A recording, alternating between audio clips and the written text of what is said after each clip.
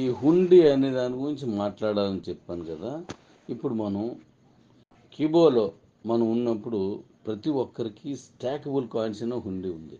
మీరు కొనుక్కుని కాదు, గుర్తుపెట్టుకోండి, మీరు కొనుక్కున్న వాటికి ఆ రోజు రేటు ప్రకారం మీరు తీసుకున్నారు. కానీ స్టాకబుల్ అనే దానికి అలా మీరు అలాగే మరొక చోట కొనిపించినందుకు మీకు నాన్ స్టాకబుల్ కూడా ఇచ్చేసాను.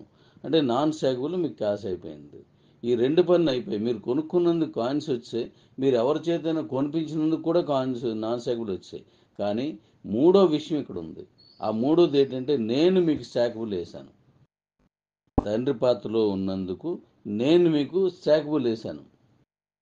ఆ స్టాకబుల్ ఎన్ని కిందన వస్తే 25 లెవెల్స్ వరకు ఎవరు కొనుక్కున్నా సరే మీకు స్టాకబుల్ వేశాను నేను.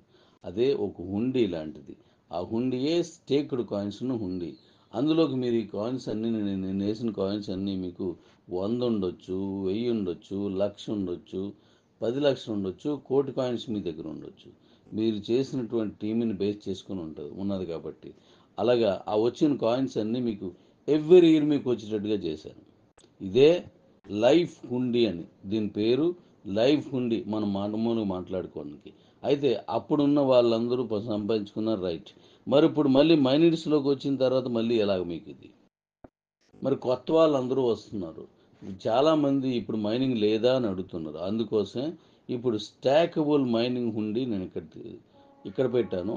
ఆ మైనిట్స్లో మాత్రం సేలబుల్ కాయిన్స్ మైనింగ్ హుండీ అని అక్కడ పెడుతున్నాను. దాని గురించి నెక్స్ట్ మళ్ళీ చెప్తాను. చిన్నగా ఈరోజు చెప్తున్నాను.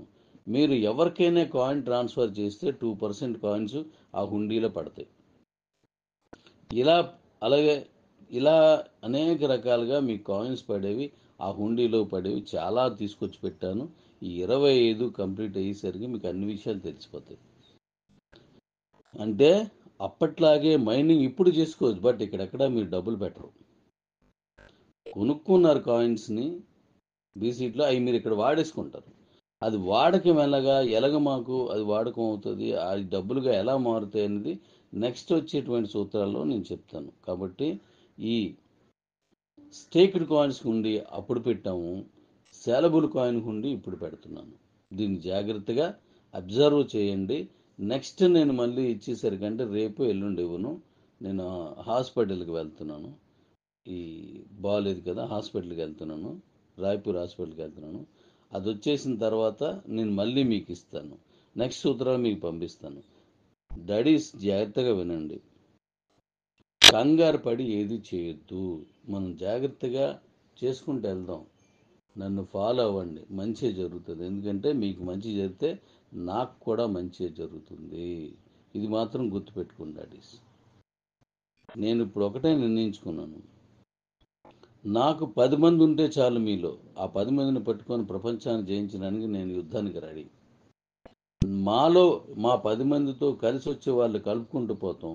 కలిసి రాలేని వాళ్ళు కలిసి వచ్చేదాకా వాళ్ళతో మాట్లాడుకుంటూ వాళ్ళకి ఎలా చేస్తే వాళ్ళు ఎక్కడికి వస్తారు, వాళ్ళ డౌట్స్ ఏమున్నాయి అవి తీర్చుకుంటూ పోతాం. దానికి ఒక ప్రణాళిక చేశాను. అంటే మమ్మల్ని ఇష్టపడిన వాళ్ళని కలుపుకుంటూ పోదాం, మనల్ని ఇష్టపడిన వాళ్ళని కూడా ఇష్టపడేలా చేసి కలుపుకుంటూ పోదాం. మొత్తానికి కలిసే పోదాం. ఏ ఒక్కరిని వదలొద్దు. అందరం కలిసే వెళ్దాం. ఎంత అద్భుతంగా ఉంటుందో మీరే చూస్తారు.